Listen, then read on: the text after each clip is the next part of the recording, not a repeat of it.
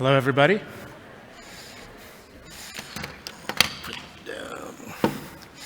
All right. Thank you for Henry and the team at PRF to put this festival on. This is an amazing opportunity to come talk and meet with so many different producers and roasters alike. So a quick introductory on myself, Director of Coffee at Nestlé Coffee Partners in the US. In previous, I was the CPO of Chameleon Cold Brew, and also a Q grader and Q instructor with CQI. And so what we're going to talk about today is we're going to start slow and do some introductions on cold brew. Talk about ready to drink cold brew, where that comes from, and give a broad-based introduction to it.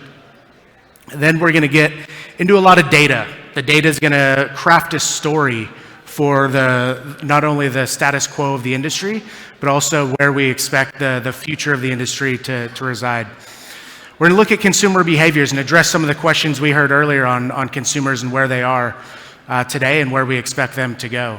We'll talk sustainability, and then I'll pull out my crystal ball and try and tell the future a bit. So first, let's level set and look at what cold brew is.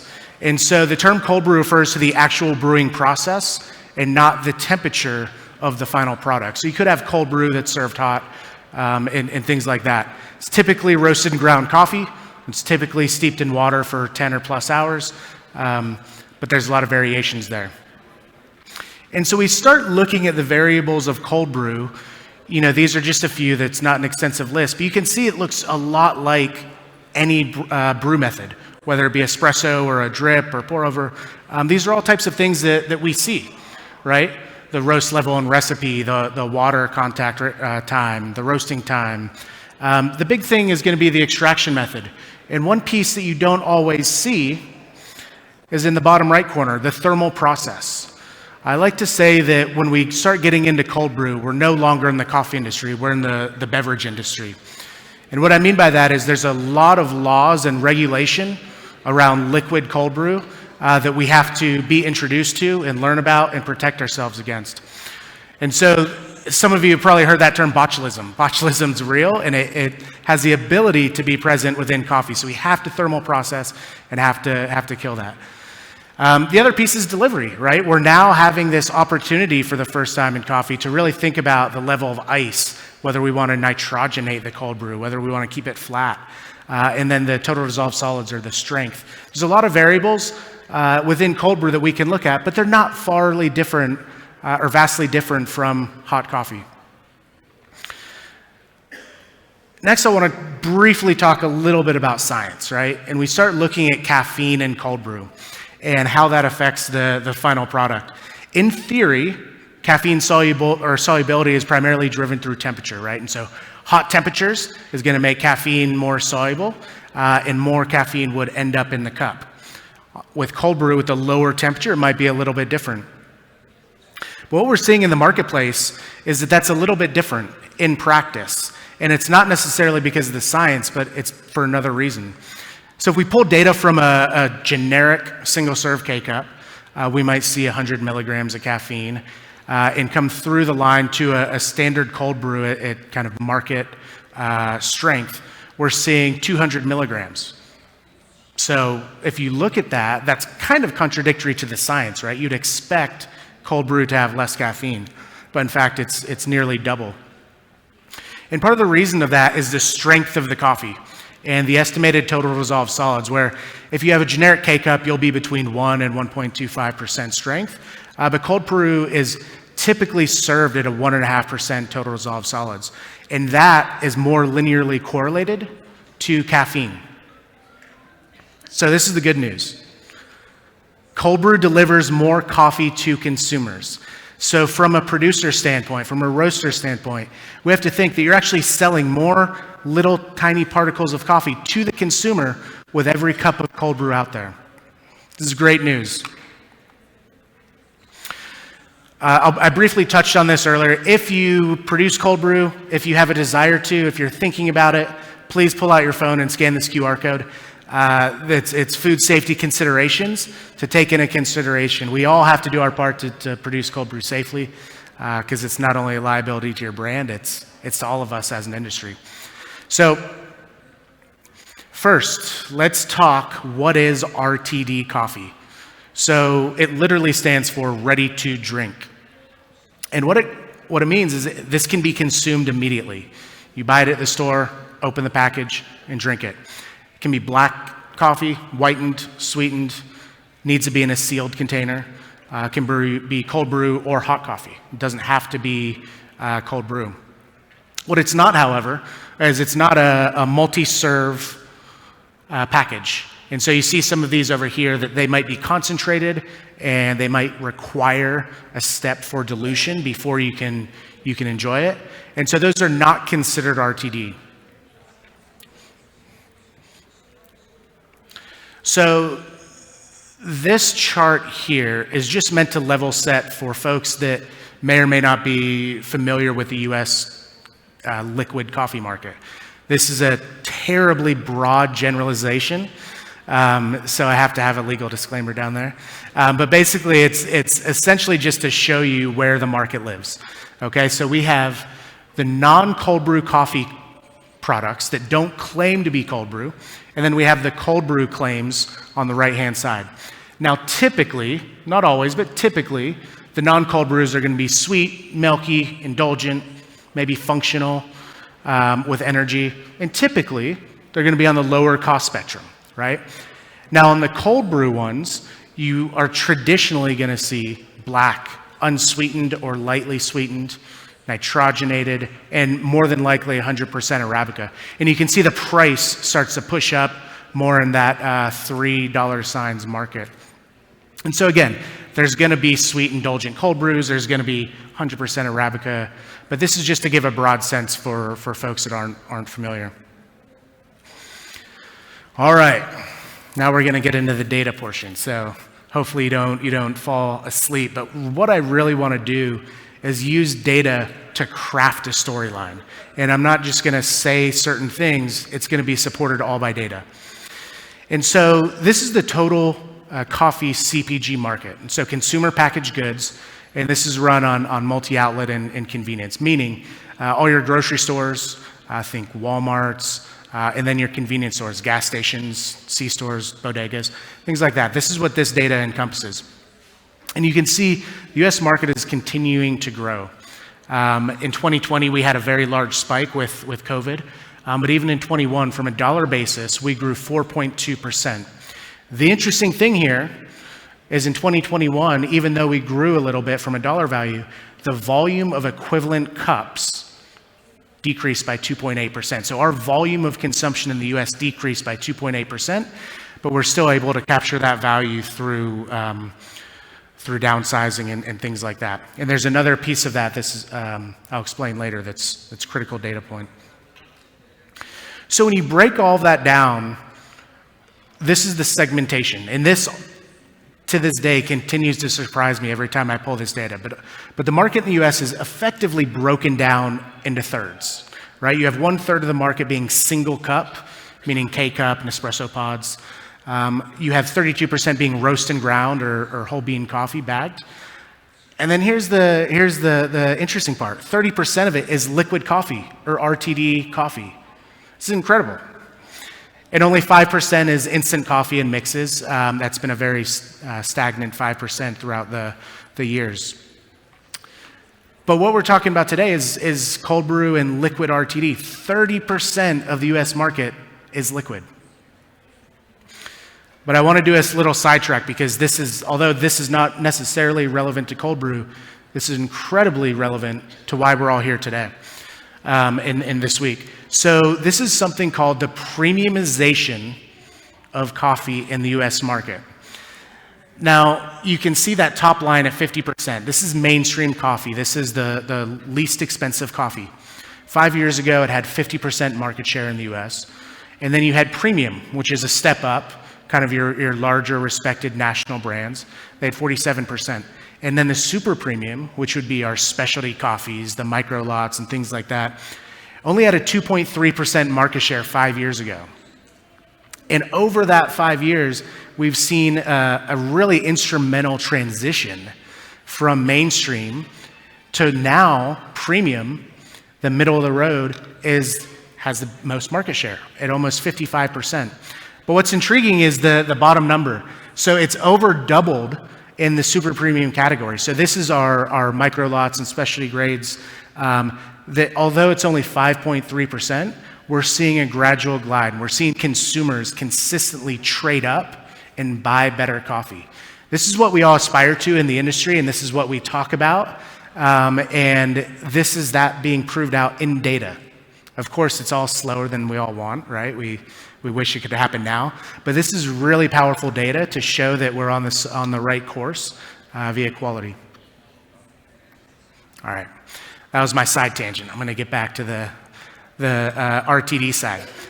Now this chart's it's difficult to read, but what I want to point out is the blue bars and the black line. This is dry coffee, so whole beans, single cup. And you can look at that black line is the growth rate over 5 years. You can see it, with the exception of COVID, it's pretty flat. Dry coffee has shown almost no growth, and in fact, last year, it decreased by just under 1%. So that is not adding value from a growth perspective any longer. But what we see is when you pull out that RTD in the liquid coffee sector, that's displayed by the orange line. You can see the growth of that just last year was 18%. So 18%, the liquid coffee is literally driving the growth of the industry in the US right now. And so when we talk about trends and fads, this is displayed over 6 years, the continual growth of RTD coffee and cold brew, and it's going to continue to rise over the coming years. Another point is you can go to Google and look at the Google trends and the relevance of certain searches. And so I pulled as much historical data on cold brew searches within specifically the United States. And you could see that, before 2012, there was very little chatter about cold brew. But every year since then, we've seen significant rises in consumers Googling cold brew.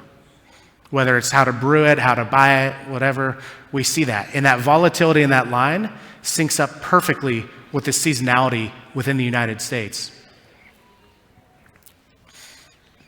And lastly, when we look at RTD, I know this is a little bit confusing, but cold brew can be RTD, but RTD does not have to be cold brew.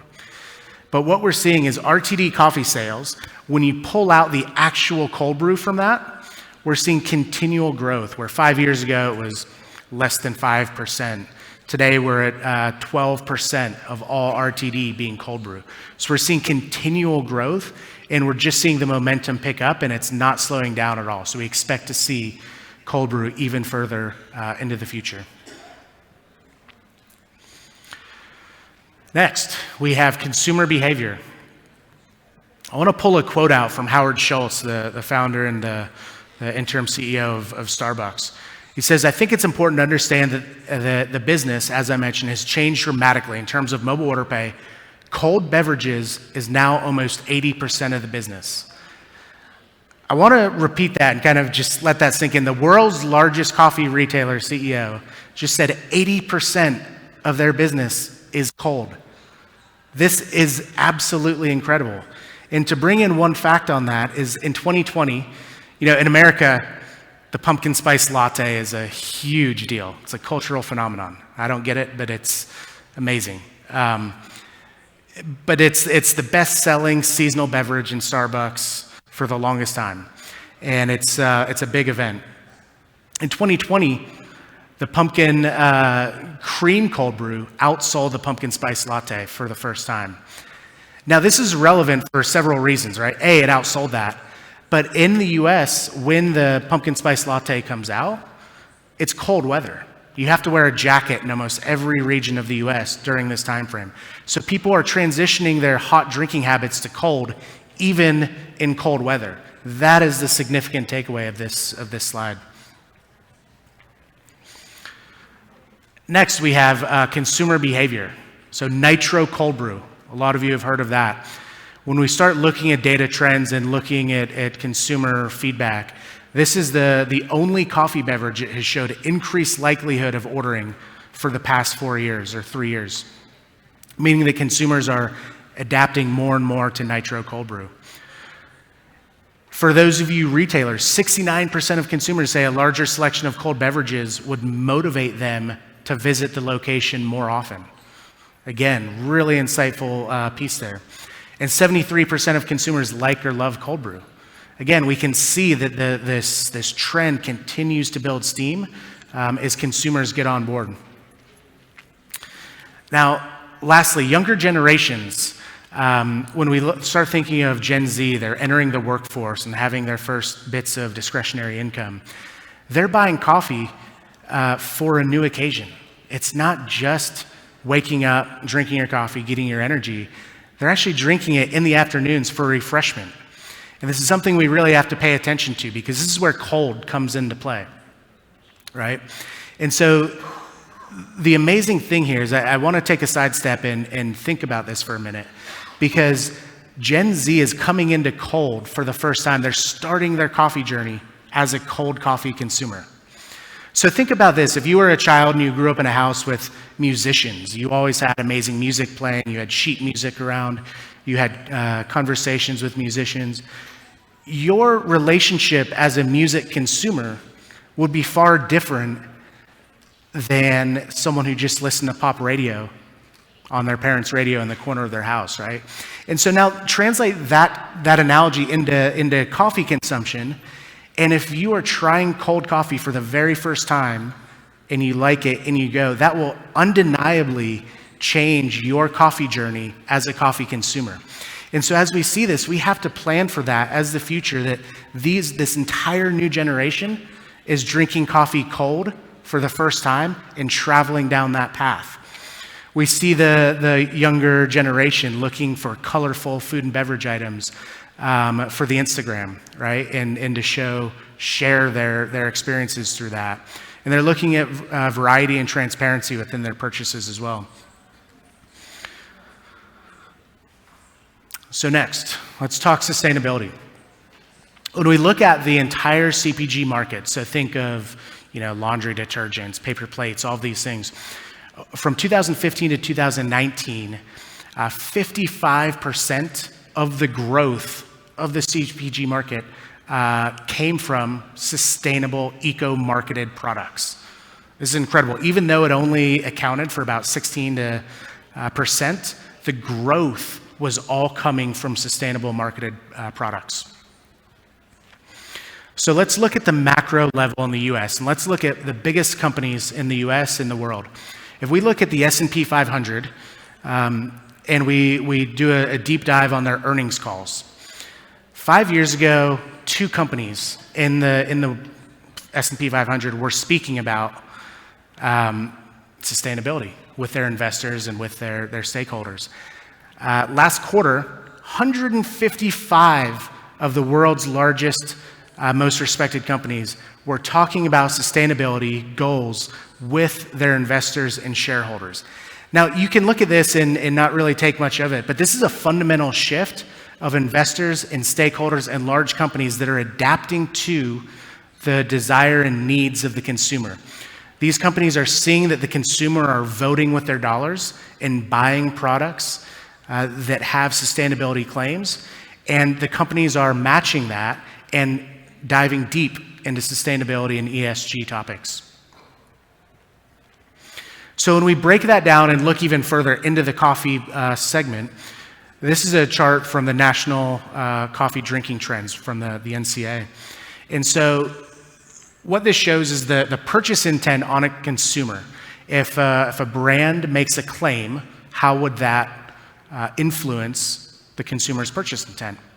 The interesting thing here is 9 out of the top 10 are rooted in sustainability in some way, right? So if a brand claims that the coffee is grown on farms that treat workers well, that's a really big indicator that would influence the producer to choose that coffee over someone else, right? If it's grown in an environmentally sustainable way. So we heard a little bit about carbon neutral coffee or regenerative agriculture. These types of things influence consumer behavior and purchase intent. All right, the future outlook. We got 3 points to wrap everything up here, but first is, hopefully I've architected a story to tell you that cold coffee is here to stay. This is not a fad, this is a long tail trend that continues to build steam, and there's years and years of data to support this. And we see the consumer growing here. We're seeing average consumption in the cold category being 2x that of hot coffee in the afternoons, right? So it's opening up not only new consumers to cold coffee, but it's also opening up new occasions to enjoy coffee. We're seeing premiumization of the category. It continues to drive value across all segments.